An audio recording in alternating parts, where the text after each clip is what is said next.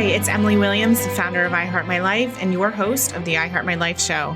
Today's episode is episode 57, Going from Suffering to Joy and Living a Heart-Centered Life with Danielle LaPorte. Danielle is someone I've admired for many, many years, since the very start of my own journey. She's someone who's paved the way for so many of us in the online space. She's a member of Oprah's Super Soul 100, a group who, in Oprah Winfrey's words, is uniquely connecting the world together with a spiritual energy that matters. She is the creator of the Desire Map series, a heart-centered approach to finding your true power. The book has been translated into 10 languages, a day planner system, a multimedia course, a top 10 iTunes app, and workshop and coaching programs with leaders in over 15 countries. She's someone who is named the top 100 websites for women by Forbes. Over 5 million people a month visit DanielleLaPorte.com for her regular truth bombs, poetry, and much, much more. She's truly someone who I admire greatly, who's had a huge impact in my own life and journey. She's someone I now call a friend, a mentor, and just an inspirer in every sense of the word. Today's episode is really, really special to me. We go super deep with Danielle's own journey, her journey through suffering into joy, how she was able to create her beautiful online business, the pivots that she took going from a full coaching practice into products and more books and doing things differently on her own terms. So if you're looking for some inspiration, someone to give you permission to follow your own heart, and just a how-to guide for living life and doing things in a way that feel good, this episode's for you. So go ahead and dive in. It's episode 57 with Danielle LaPorte. Hey, Danielle, welcome to the show. Hi, Emily. Hi, everybody listening.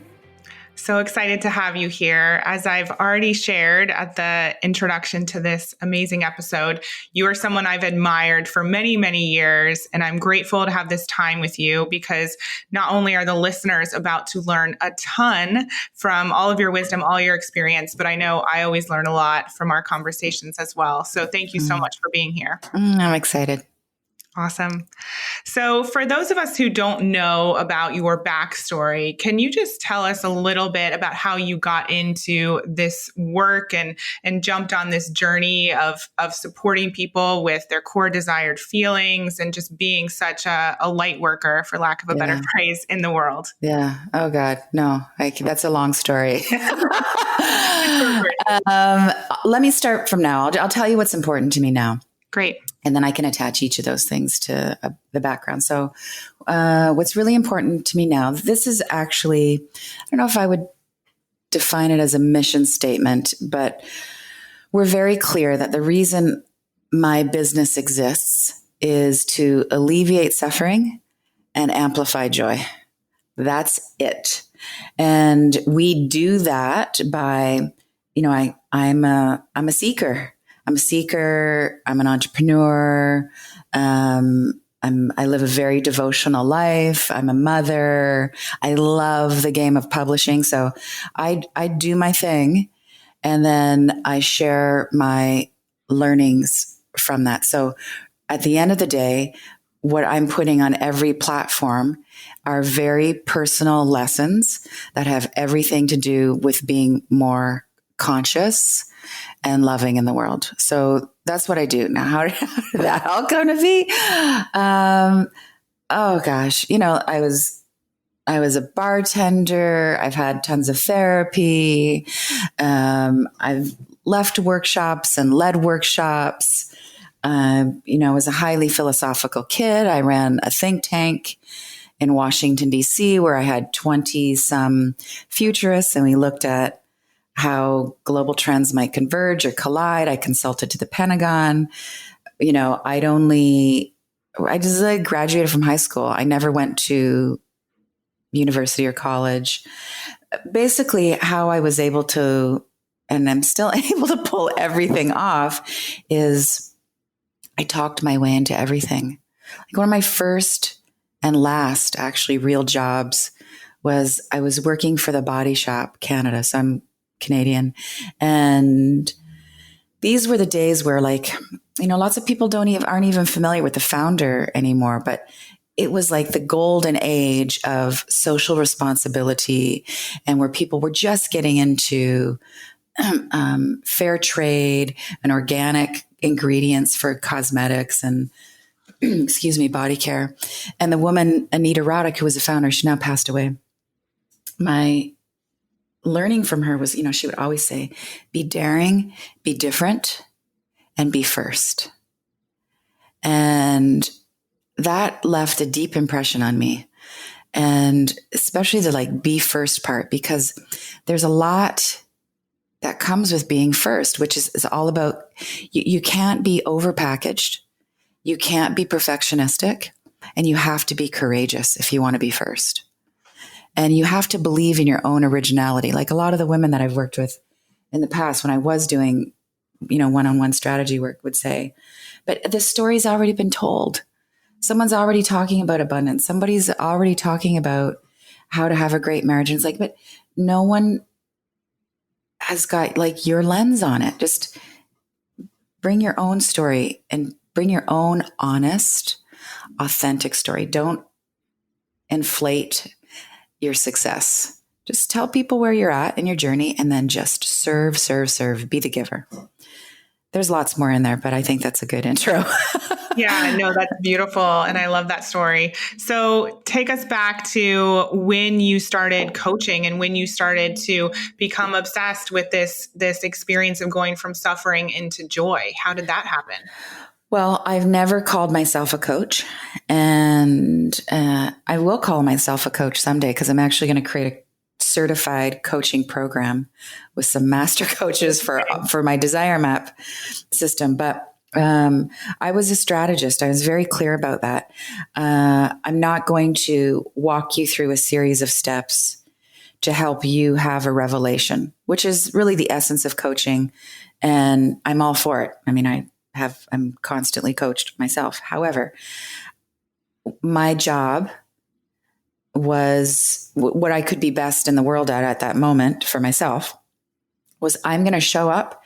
I'm going to look at your situation. I'm going to tell you what I think you should do based on my opinions and expertise. And then you go make up your mind. So that's what I did. So I had a company that I co-founded with a friend. We raised a bunch of money. So we were doing what I would call like a holistic personal branding, where you really took your soul into consideration with how you wanted to show up in the world. And Oprah called, and we got a big book deal, and we ended up never getting on Oprah with that story. But in the meantime, I raised a bunch of money. I hired a CEO. I got fired from my own company. So I got Steve jobbed, and I left with a BlackBerry, totally dates this, and my office chair, and about $150,000 in debt that I was personally responsible for, because I'd co-signed all these loans to the business. And I thought, what can I do? I know what to do. I actually know how to start online businesses, more specifically for, female identified people. And so I just put out a blog post. These are in the days where WordPress was new, and said, I'm going to call these fire starter sessions and schedule in. And they did. And within a year, I had like a 6-month waiting list, and, it was expensive. And I went around the country wherever anybody would have me. I did 16 cities in a year, and just sat in people's living rooms and just gave them my ideas. And it worked. Wow. Where did you come up with Fire Starter Sessions as the name? Somebody had called me that. Like, a lot of my best names are really gifts from other people. Like, somebody had said to me just in passing, Danielle, you're such a fire starter. And I was like, yes, thank you. I'm going to run. May I run with it? Yeah. And even like truth bombs, I said something and somebody like, boom, that's a truth bomb. Like, that's what I'm going to call those one-liners every day. And that turned into a thing. And I've always, I'm obsessed with light. I'm obsessed with the light of consciousness and illumination. So anything to do with light, it's there. Like, it's a through line in all my stuff.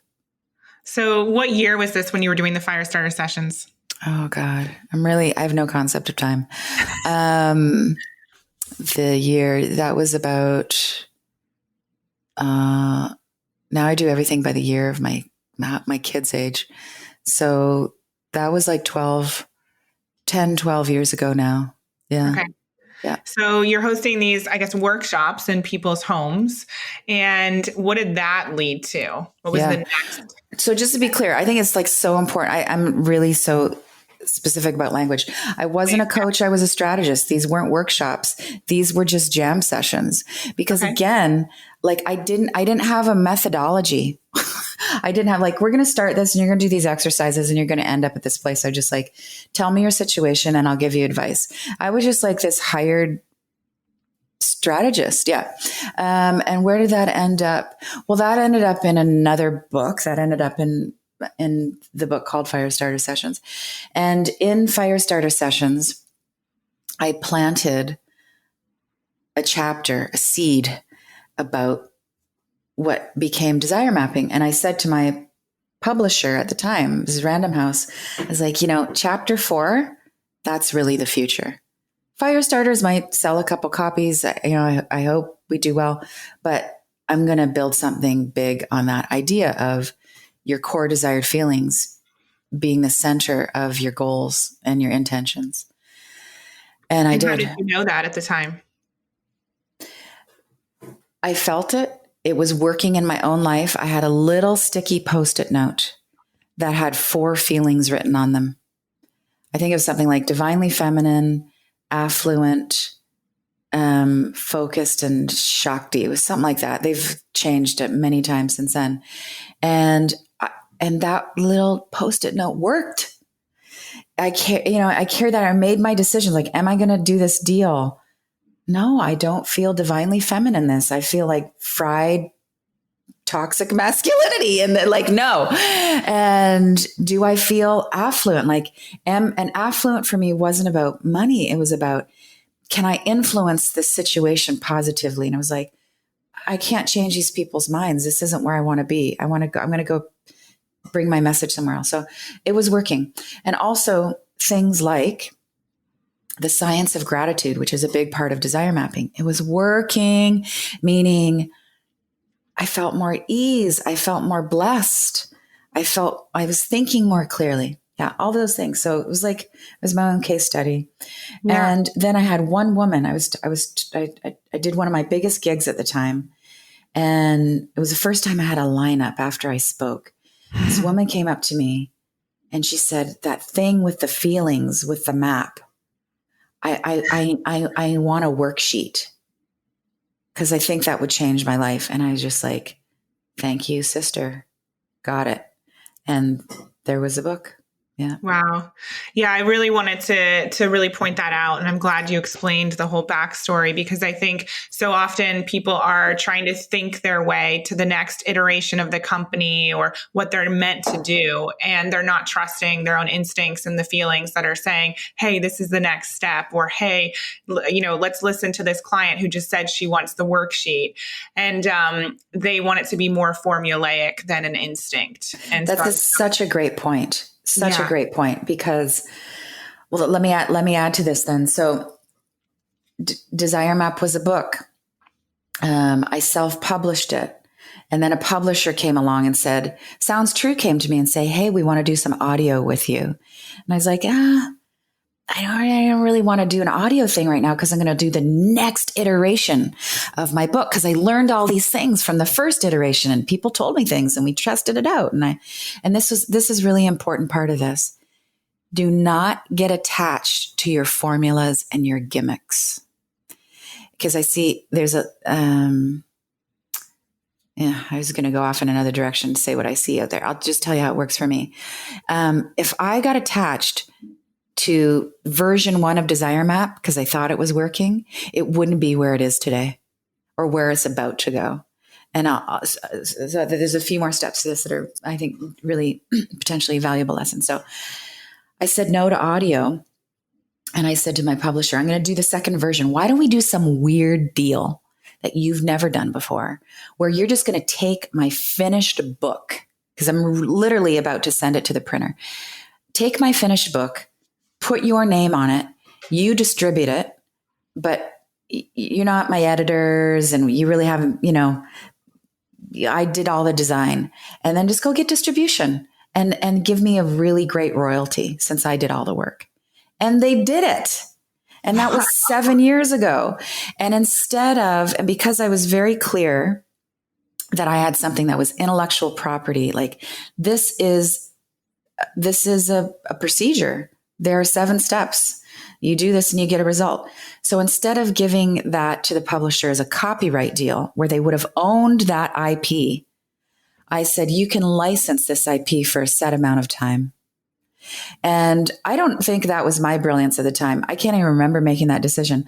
I think somebody that I hired who was really wise, there was a bunch of people involved at the time, but I hired a really seasoned lawyer who loved me and really wanted to see me grow. He was like, really had that father energy about him, wanted to take care of me.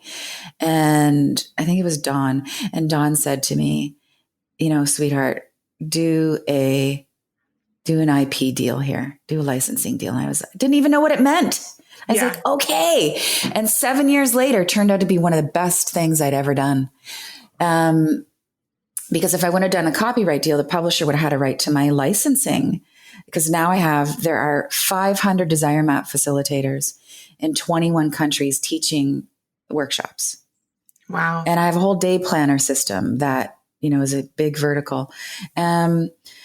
So what else did I learn in that? So yes, I want to go back to your point about things being iterative and the next step will show itself to you. Is I resisted for a long time. People kept asking me, and even my team was like, Dee, we need to create workshops and let other people teach this. And I was 3 years into the book being out in the world and I wasn't ready. And I said, it's going to be too unwieldy. I need to have control over this. And then finally I kind of relented and I did it before I was ready and said, okay. And we put it in a box and called it a license and created a whole manual. And then here I am today. That brings us to now. And now I'm about to tear that process apart. So nobody knows this yet. You're getting the scoop. Yes. So we've learned a lot, all these people, and I can see what has been missing in Desire Map. Now, if I were super in my ego, not that I don't have an ego, I definitely have a super healthy ego, but if I were super attached to how I looked, I'd be like, let's just keep going with this process. It's working. But for me, there's something deeper because I know more now. I'm wiser. I'm more gentle. I'm more loving. And 250,000 people have gone through this. We have data. And so now I'm going to rehaul it and do a whole new thing and basically come out on stage in about 18 months, 2 years from now and say, here's the new and improved. And let me tell you how it works now. And yeah.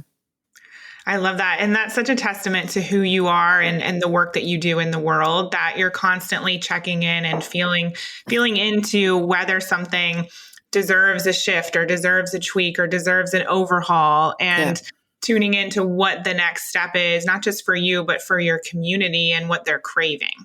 Yeah. Yeah. And for me, it's mostly me. Cause it's so cheesy to quote Henry Ford, but he said, he's the inventor. He's actually the second inventor, not the original inventor of the vehicle, the car, the automobile. And he said, if I'd asked people what they wanted, they would have told me they wanted a faster horse, but he knew they needed a car.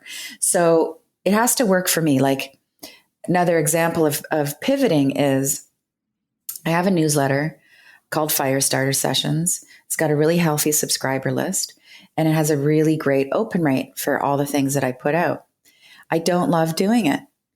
It just feels flat for me. I don't feel lit up. And the team, got someone who we co-create that every month, and we're just like, okay, it's time to do the Firestarter mailing. And we're not lit up. But I should keep it because it's great traffic. And Right. I just decided to let it go. But I'm going to leverage that. Like in January, when I tell everybody we're done with this, I'm going to use that as the teachable moment. Like, I'm not lit up. Do I want to continue to talk about business? Totally. I love the game. I love this. Business is a vehicle for love. And I've got things to say that could help you be better at that. But this isn't it anymore. So it's going out to pasture. And I got some other things I'll do that are around talking about entrepreneurship. But that's just like 20% of my offering now. Mostly I want to talk about consciousness and faith. Right. So I love that you pointed that out, that so often we are doing those things because we think we should be doing them, or we have the healthy list that we're supposed to be speaking to. So how do you differentiate between continuing to do something that is working in your company or working to a certain extent versus putting on the brakes or shifting because it's no longer in alignment? Are you 100% in alignment, or do you find a balance between the two? Yeah, I think for me, it has to be 80% heart. Okay. Like ideally it's 100%. But of course, there's times you do things. It's like, that's going to sell and that's what someone wants. And we really, if I do this, if I put, if I put this in the right light, or I put this on sale, or whatever that is, the strategy, then it's going to help me put more goodness into the world. And I got 16 people who are on payroll. So we're going to do that. But, I'd never, ever, ever, ever do anything that doesn't feel like aligned with my values and my heart. Ever. Yeah. And sometimes you're like, well, we got overstock in the warehouse, put it on sale. I don't want to put things on sale. I stand by the value of my things. Like right now, it bums me out that we're putting our day planners on sale, because those are worth the $50. You use it every day for a year, and it comes with this whole support program. But we printed too many this year. And we did an experiment. We knew it was risky with different designs and stuff. And we're like, okay, now we have to put them on sale. Let's do that. Next year? No. Yeah, I can putting it on attest sale. to that. I mean, they are stunning. I have mine. I got some for our team, and we're all obsessed with them. They're beautiful. Thanks. So I'm curious to know a little bit more about the pivot, because you started to share some of your insight, and I know we're going to go there. Yeah. But I'm curious to know, there was a point when you were the strategist, and based on our previous conversations, I also know there was a point where you decided to no longer work with clients in the same way. Can you take us back to that point and that decision? Yeah, well, again, it's all heart for me. Everything has to, here are the questions I ask, like, does this feel like love? Is this my expression to the world? Is this alleviating suffering, amplifying joy? Yes or no? Am I enthusiastic about it? Basically, am I lit up about it? Am I excited? If I'm not excited, can I enjoy it? It's like Eckhart Tolle says, there's three. He's like, you're enthusiastic, you can enjoy it, or you can accept it. So I have very few things in my life right now where I just have to accept it. Mm-hmm. Everything else, I'm down, I'm in. So with the one-on-one sessions, I was getting bored, and it's really hard for me to get bored. I can bring my love and my ideas to pretty much everything, but I was hearing the same struggles. And I was also working with one person at a time. And this was not deep stuff. I mean, yes, this was going to affect somebody's lives potentially in a profound way, because, opening up their creativity, or the idea that was their true expression and something that could, their service in the world makes money, all that. Of course, that's life-changing. But, if I was like a psychotherapist and doing deep, deep healing with someone, maybe I'd be more interested in working with one person at a time and really changing their life profoundly. But this is business jamming, And so I want to work with more people. I want to reach more people and talk about deeper stuff. That's how I'm built. And I couldn't give the same. I don't do well with redundancy. So I couldn't tell one more person how to grow their Twitter following. I just like, I'm out. And I can't even imagine you talking about that. Right. And I was also, this is when I get agitated, something is actually, I need to pay attention. And what I used to do, I do not do this any longer. When I used to criticize myself for being impatient or getting agitated. And I would say to myself, you're being kind of, or you're not being understanding enough, or Danielle, you're so not awesome. And it was like, no, it's not that at all. I'm a loving being.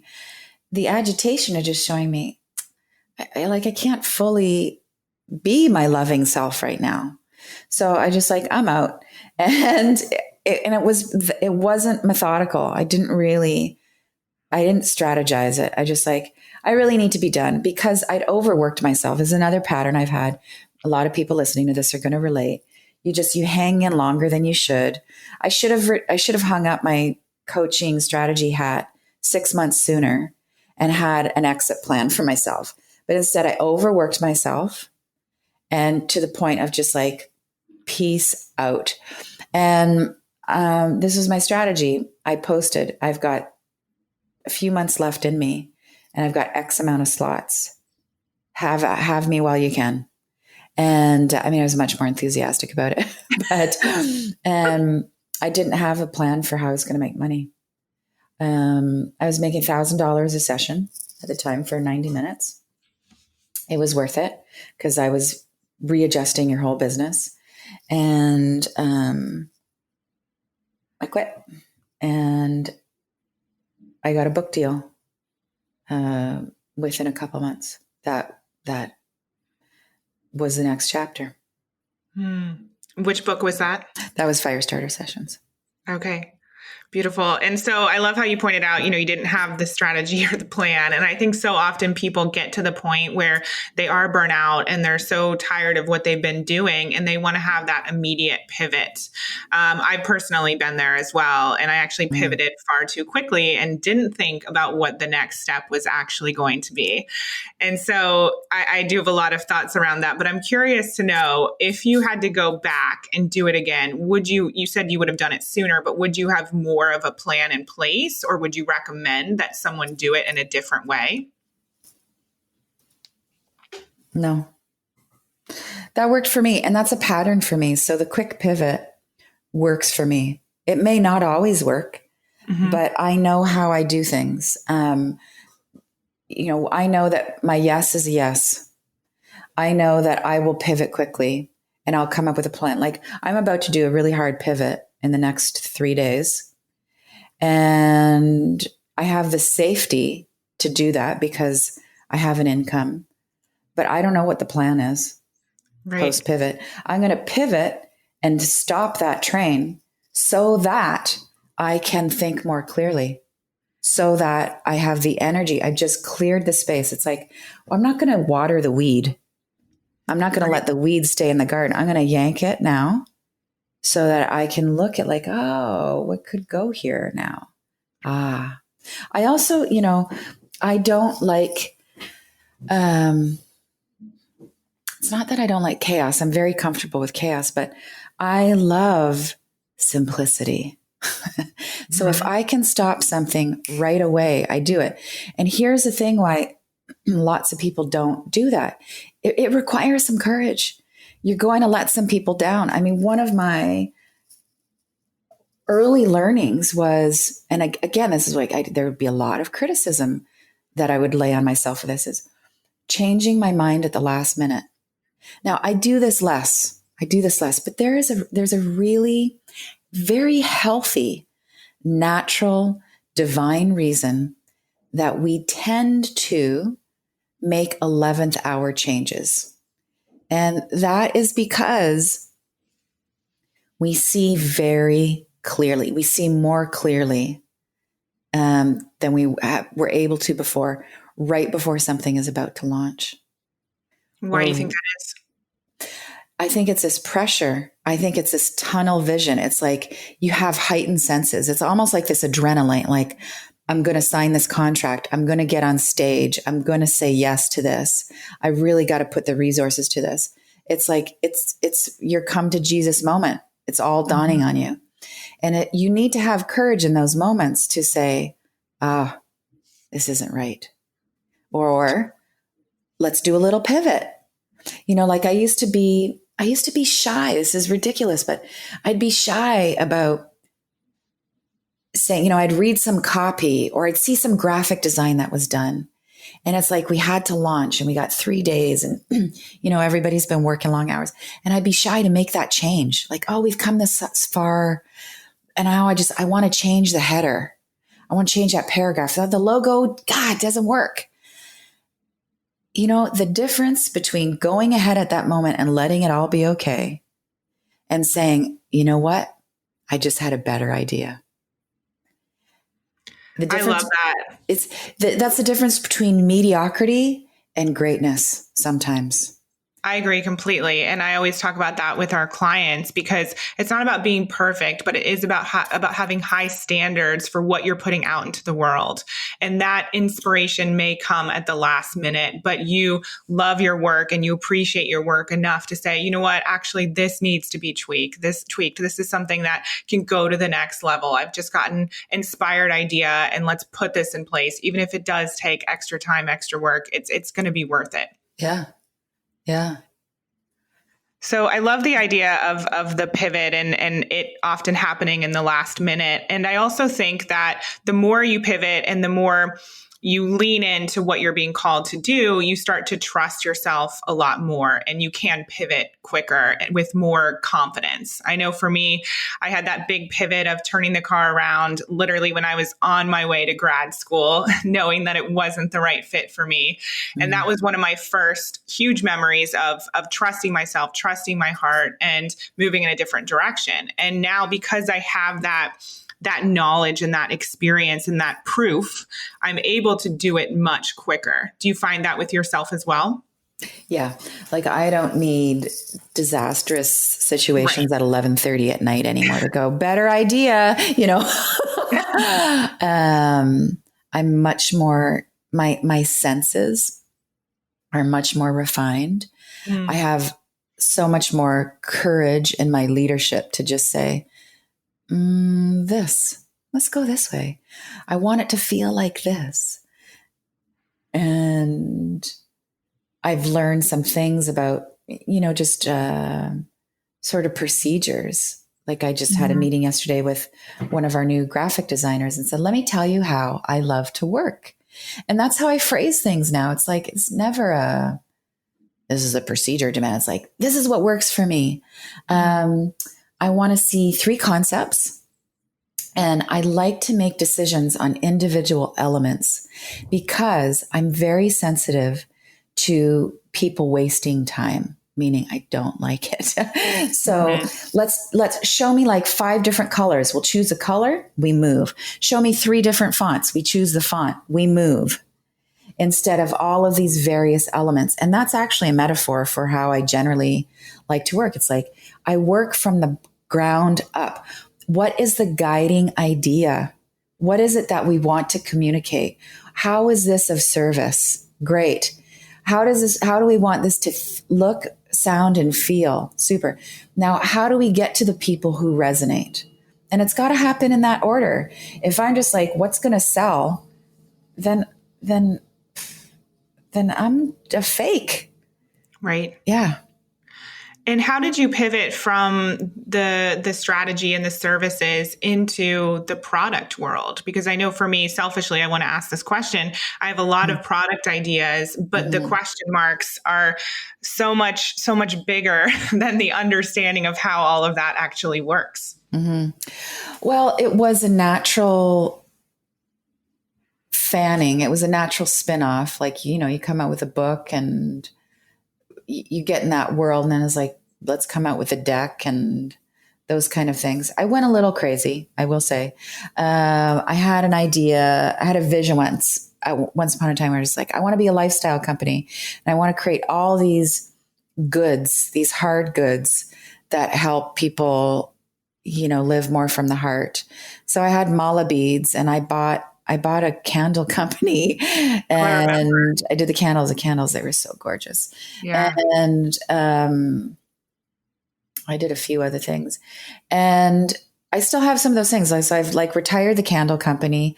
Again, that was a thing where just like, that was just too hard. That wasn't that it wasn't in my heart, but it was sort of, the candles were like on the fringe, even though they were the best. I still think they were some of the best candles in the world. It's like eco everything, the essential oils and harvest on a full moon. They couldn't have been more conscious, but it's like they weren't sending a message. Everything I do now has to send a message about consciousness. So if I can do that in a deck or an app, cool. So that helped me refine what I was going to put out in the world. Things for me have to be super eco-friendly, like, the confessions of an entrepreneur. We just found out. So I've been printing my day planners with this coil, what do you call the binding for a couple of years. And we just found out that it makes them impossible to recycle. You can't get the coil out. It's very difficult to get the coil out. I wanted to cry. I wanted to throw up, thinking that I've had hundreds of thousands of these planners and they are probably in landfills and not recycling bins. So done, changed. Like, it takes us 2 years to change the design with the lead time of printing and everything. But, by 2022, there will be no more coils. Sorry, I got off track there. No, I appreciate that. Are you hard on yourself? I'm less hard on myself. Here's my quick answer to that. No, I am 10% hard on myself, where I'm just like, I'll say to myself, Danielle, I think I knew that. And somewhere in my consciousness, I must have known that coil was going to make it difficult to recycle. But I didn't go there. I thought people take the coil out, but we had an incident. We found a pallet of planners in the warehouse, and our warehouse guys were like, hey, these are old, they're outdated. And we're like, great, have them recycled. And they got back to us and like, we can't run these through the shredders because of and we're just like, yeah. And then I just thought, why didn't I get, and now just like, oh, done, change great, we'll change it. I'm a good person. I'm loving. I'm helping people heal their inner child issues. But what can we do better? You know what we're doing better? Next edition, there is a tree. We're planting a tree for every planner. Oh, I love that. So, the pivot should expand you. Some people pivot out of fear. So let's get that on the table. So we call it a pivot. It's a pivot. Pivot's a pivot, but it's a pivot to shrink. So you can't be changing your mind to protect yourself for unhealthy reasons. And how do you find people can identify whether it's pivoting out of fear or desire? I think your body knows. Like when I make a decision, when I pivot towards expansion, I feel lighter. I feel it's almost like turned on. I feel that sense of expansion. There's like an exhilaration to it. Doesn't mean that it's not hard, or you might have to have some difficult conversations like, sorry, we're not in anymore, but you feel free. Whereas if you're pivoting out of over safety, over caution, I think you feel disappointed in yourself. Yeah. You feel a little bit smaller the next day than expanded. You actually don't feel relieved. Yeah. Beautiful. And I love one of the things I love about you is your honesty and your willingness to speak the truth. And so I'm curious to know, you've been doing this for 10, 12 years, much, much longer than me. And I'm curious to know what you see entrepreneurs getting wrong, for lack of a better phrase, or making things too hard for themselves. Making things too hard for themselves. Well, we're over glossy and we're over obsessed with money. And there's that. And I think the deep issue there is there is a lack of inclusiveness that's happening in terms of what we want to make. And by inclusiveness, I mean, we have these singularly focused visions of happiness for ourselves. And I don't think they're big enough. And by big enough, I don't mean it's about making X amount of money or, being a baller. I mean, we need to be considering how our so-called success is actually going to help other people and lift people up with us. And so, what I'm going to be getting on my soapbox about in the next few years is to talk more about inclusive manifesting approaches. So rather than saying, dear life, dear God, dear self, I want all these things. Here are the things on my vision board. Cool. Want all those things. You deserve all those things for sure.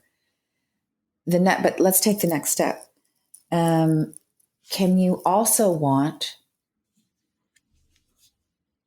climate change to be reversed? Can you also include on your vision board a happy community? Could you also include on your vision board other people who you want to be blessed and who you want to be successful? And so your prayer becomes, I want all these things so I can be joyful. Hopefully it's not about the things. It's just like, help me do this so I can be joyful, so that I can help other people be joyful. And that's where we have to go, or we're cooked. Mm-hmm. We're cooked. I mean, because the way we've been doing this has got us into this mess. I mean, myopic visions of success, which, if you're unchecked, really lead to greed, are the reasons why forests are on fire. It's the reason why Australia is burning. It takes 3 steps, but the connection is very clear to all the divisions we have right now. And just wanting what we want for our own happiness. Yeah. So one of the things that I wanted to ask you about as well is this idea of legacy work. And from my perspective, you've been doing legacy work from the beginning. It seems like fire starter sessions, desire mapping, all of that. It just seems so in alignment with the stamp you want to leave on the world, the way in which you want people to feel, the community. Do you feel that there's a way to tune in to what your legacy work is sooner rather than later? And the reason I'm asking this is because I often ask myself, is this something for right now that's going to lead to the legacy work?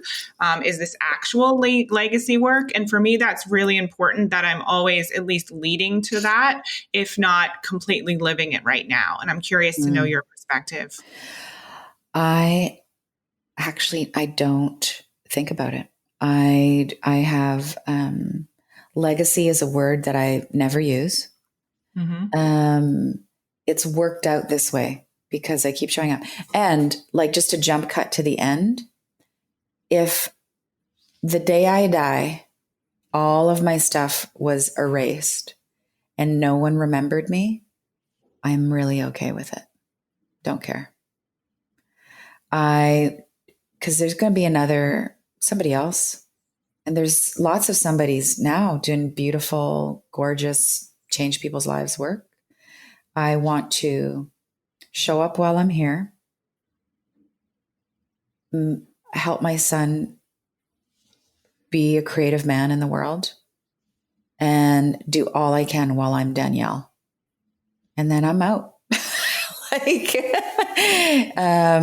I would love to plant some trees. I mean, I love the idea that people would be laying under trees that were planted from my day planners, but that's all I think about. I think in terms of, I just don't think that long term. I was just about to say, with desire mapping has another 20-year runway to it. Mm-hmm. And that's just recently occurred to me, but I don't even care about that. If that all went away, which it won't, I'll think of the next thing. Yeah. Yeah. And what are you most proud of? Oh, what I'm most proud of, I'm a good friend. Mm. You need me? I'm there. I'm there. Yeah. I'm there with wisdom. I'll get on a plane. I'm there. I'm proud that I have a son who is kind. He's so kind. And one of my proudest moments as an entrepreneur is um, uh, one woman we've been working together for 8 years, 9 years, 10 years. Angie, she bought a house. I just like, wow. I had a good enough idea and we got it out there and enough people said, this works. This has helped me, that we made enough money that Angie bought a house. Wow. Cool. And I love the emails I get where people are just like, this has helped me be a more loving person. And I just think, okay, I can die now. Yeah. Beautiful. And so we've talked about the different chapters, the different iterations, the different pivots. So I know you have something really exciting coming up next year, your heart-centered work. Can you tell us a little bit about that? I'm taking everything I've learned from pivoting and praying and meditation and all of the workshops and all of the gurus and the tinctures and all that. And I'm creating like a devotional program.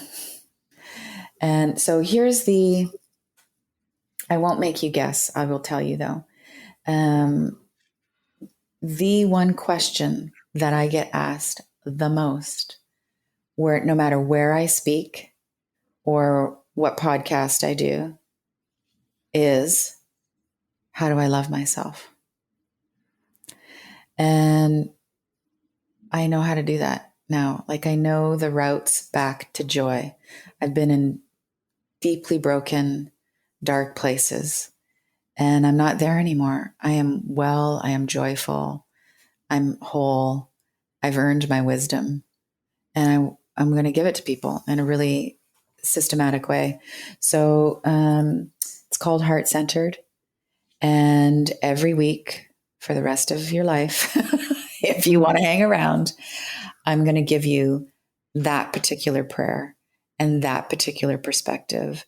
And basically what I did was I surveyed all my girlfriends and said, like, if I can impress my girlfriends, I'm winning, because they're all super neurotic and anxious and beautiful and successful and deep and wise. So I said to a handful of them, what could I give you that'll actually get you to open this up every day? And they're just like, listen, I'm running my life. I'm deep. I trust you. I want you to tell me what the meditation is and when to do it. And I want you to give me the one idea that's going to change my fucking life that week. And I was like, I can do that. And that's heart centered. And it opens up in January and we start February 1st in sync with the Lunar New Year.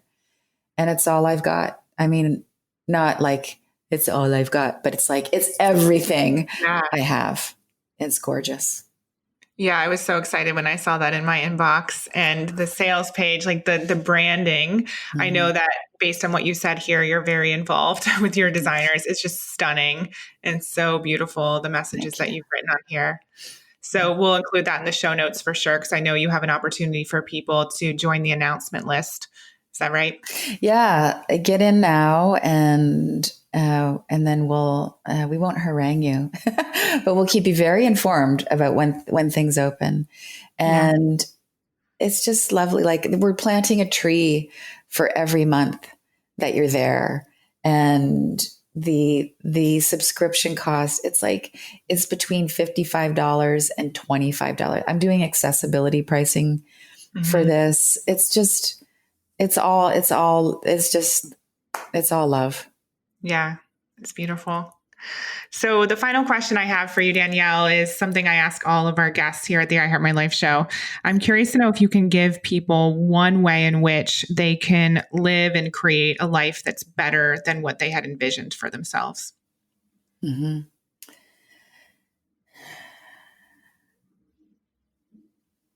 ask your inner child what she, he, or they needs from you. And for any of us who are just like, my inner child, what, how, if you just close your eyes and ask your inner child to appear for you, they're going to show up. And they may be 3 years old, they may be 8 years old, and they're probably going to say something to you like, I need to sleep. I want a nap. I need more play. And I love it when you fill in the blank. And you being able to, first of all, you having the commitment to ask that question of yourself is an act of maturity. It's actually an act of leadership. Then you being able to take a moment to tune in is an act of wellness and health. And then you actually giving your deep sensitivity. So your inner child is just another term for your deep sensitivity. You caring for your deep sensitivity is how you become very, very powerful. And this is what women who want to be ballers, it's difficult to make this connection.